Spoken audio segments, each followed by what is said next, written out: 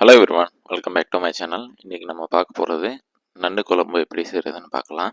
நீங்கள் நம்ம சேனல் புதுசாக பார்க்குறதா இருந்தால் சப்ஸ்கிரைப் பண்ணி பாருங்கள்.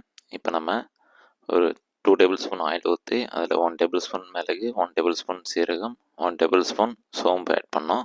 இதுக்கப்புறமா நான் சின்ன வெங்காயத்தை ஒரு 1/2 kg சேர்க்குறேன். இதெல்லாம் நம்ம ஃப்ரை பண்ணிக்கணும். இதுக்கப்புறமா நம்ம கருவேப்பிலை 2 பச்சை மிளகாவும் ஆட் பண்ணிக்கிறேன். இதெல்லாம் நம்ம சேர்த்ததுக்கப்புறமா பூண்டு ஒரு 10 பூண்டு, முழு பூண்டு நம்ம ஆட் பண்ணிக்கிறோம். அப்புறமா நம்ம 3 தக்காளி க்யூப்ஸாக போட்டு நம்ம ஆட் பண்ணிக்கிறோம். இதெல்லாம் நல்லா ஃப்ரை பண்ணதுக்கப்புறமா நம்ம கொஞ்சமாக ஒரு இஞ்சி நல்லா இடித்து நம்ம ஆட் பண்ணிக்கிறோம். இதெல்லாம் நம்ம எதுக்கு சேர்க்குறோன்னா ஃப்ரை பண்ணிக்கிறோன்னா நம்ம இதெல்லாம் அரைக்கணும். அரைச்சதுக்கப்புறமா நம்ம பேஸ்ட் எடுத்துக்கணும்.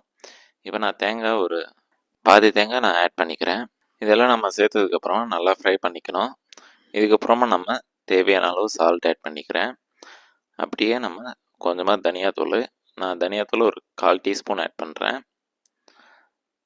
அது கூடவே நம்ம சில்லி பவுடர் ஒரு 1/2 டேபிள் ஸ்பூன், மஞ்சள் தூள் வந்து ஒரு 1/2 டேபிள் ஸ்பூன் ஆட் பண்ணிக்கிறேன்.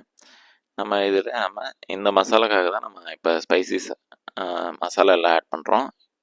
இதெல்லாம் நம்ம நல்லா ஃப்ரை ஆகிடுச்சு. இப்போ நம்ம பேஸ்ட் அரைச்சிட்டோம். இது போல் தான் நம்மளுக்கு வரும் பேஸ்டெல்லாம்.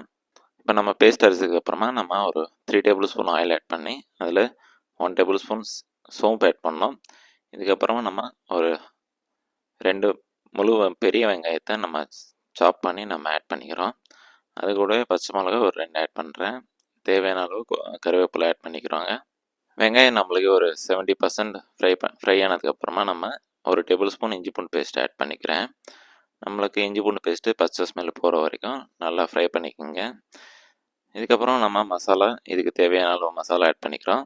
ஒரு 1/2 டேபிள் ஸ்பூன் மஞ்சள் தூள், 1/2 டேபிள் ஸ்பூன் சில்லி பவுடர், அப்படியே தனியாத்தூள் ஒரு 1/4 டேபிள் ஸ்பூன் ஆட் பண்ணிக்கிறேன். இதெல்லாம் சேர்த்ததுக்கப்புறமா நல்லா ஃப்ரை பண்ணிக்கோங்க பச்சை ஸ்மெல் போகிற வரைக்கும்.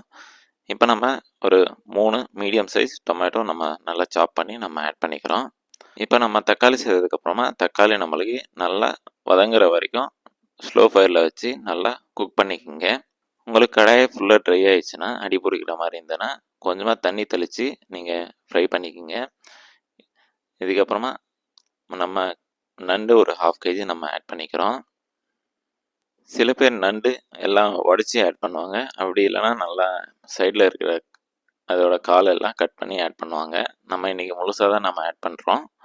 இதெல்லாம் நம்ம கொஞ்சமாக நண்டு ஆட் பண்ணதுக்கப்புறம் நல்லா கொஞ்சமாக வதக்கிட்டு நம்ம இப்போ அரைச்சி வச்ச பேஸ்ட்டை நம்ம ஆட் பண்ணிக்கிறோம்.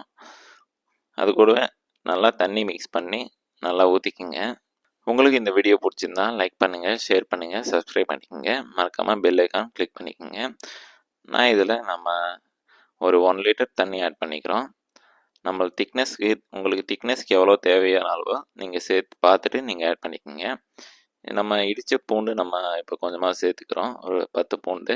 இதுக்கப்புறமா நம்ம மல்லித்தலை தேவையான நல்லா ஆட் பண்ணிக்கோங்க. நம்மளுக்கு இடித்த பூண்டு ஆட் பண்ணோம்னா நம்மளுக்கு அதில் வந்து ஃப்ளேவர் நல்லா இருக்கும் நண்டு குழம்பு வந்து. அதனால தான் நம்ம ஆட் பண்ணிக்கிறோம். இதுக்கப்புறமா நம்ம ஒரு 2 க்யூப் லெமன் ஆட் பண்ணிக்கோங்க. புளிப்பு நல்லா இருக்கும் குழம்புக்கு, அதனால தான். நீங்கள் அப்படியே பாயில் ஆகிறதுக்கு நம்மளுக்கு எப்படி இருந்தாலும் ஒரு 10 மினிட்ஸ் ஆகும். அதுலேருந்து நல்லா ஜூஸினஸ் நல்லா குழம்புல இறங்குற வரைக்கும் நல்லா பாயில் பண்ணிக்கோங்க. அவ்வளோதான் ஃப்ரெண்ட்ஸ், நம்மளோட நண்டு குழம்பு ரெடியாக போகுது. உங்கள் வீட்டில் யாருக்காவது நண்டு குழம்பு வைக்க தெரியலன்னா நம்ம வீடியோ ஷேர் பண்ணுங்கள். அவங்களுக்கு கொஞ்சம் யூஸ்ஃபுல்லாக இருக்கும். உங்களுக்கு நம்மளோட வீடியோ பிடிச்சிருந்தால் லைக் பண்ணுங்கள், ஷேர் பண்ணுங்கள், சப்ஸ்கிரைப் பண்ணிக்கோங்க. மறக்காமல் பெல் ஐக்கான் கிளிக் பண்ணிக்கோங்க. பார்த்ததுக்கு ரொம்ப நன்றி. அடுத்த வீடியோவில் பார்க்கலாம்.